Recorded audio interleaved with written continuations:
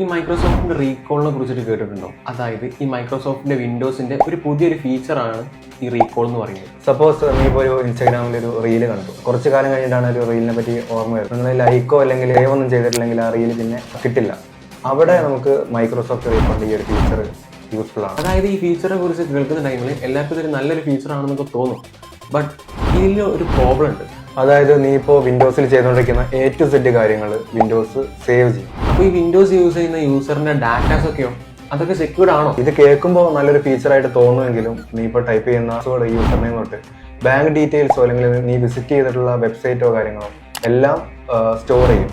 അപ്പോൾ നമ്മളെ ഇത്രയും ക്രിഡൻഷ്യൽ ആയിട്ടുള്ള ഈ ഡാറ്റാസ് ഒക്കെ മൈക്രോസോഫ്റ്റ് സ്റ്റോർ ചെയ്ത് വെക്കുമ്പോൾ ഈ ഡാറ്റാസ് ഒക്കെ ഈ തേർഡ് പാർട്ടിക്ക് കാണാൻ പറ്റുമോ? മൈക്രോസോഫ്റ്റ് പറയുന്നത് നിങ്ങളുടെ ഈ ഒരു ഡാറ്റ എല്ലാം എൻക്രിപ്റ്റഡ് ഫോമിലാണ് സ്റ്റോർ ചെയ്യുന്നതാണ്. പക്ഷേ റീസെന്റ് ആയിട്ട് ഇവരൊരു ബീറ്റ വേർഷൻ ഇതിന്റെ റിലീസ് ചെയ്തു. അപ്പോൾ ടെക് കമ്മ്യൂണിറ്റീസിൽ തന്നെയുള്ള കുറച്ച് ഡെവലപ്പേഴ്സ് ഈ ഒരു ഫീച്ചറിനെ ഇൻസ്പെക്ട് ചെയ്തു. അപ്പോൾ അവർക്ക് മനസ്സിലായത് ഈ ഒരു ഡാറ്റ മുഴുവൻ പ്ലെയിൻ ടെക്സ്റ്റ് ആയിട്ടാണ് നിങ്ങളുടെ സിസ്റ്റത്തിൽ സ്റ്റോർ ചെയ്തത്. അപ്പോൾ യൂസേഴ്സിന്റെ ഇത്രയും ക്രിഡൻഷ്യൽ ആയിട്ടുള്ള ഡാറ്റാസ് ഒക്കെ ഈ വിൻഡോസിലുള്ള തേർഡ് പാർട്ടി ആപ്ലിക്കേഷൻസിനും അതുപോലെ തന്നെ മറ്റൊരാൾക്കാർക്കും കാണാൻ വേണ്ടി പറ്റും. അപ്പോൾ ഇവരിപ്പോൾ ഒരു ബീറ്റ വേർഷൻ റിലീസ് ചെയ്തു.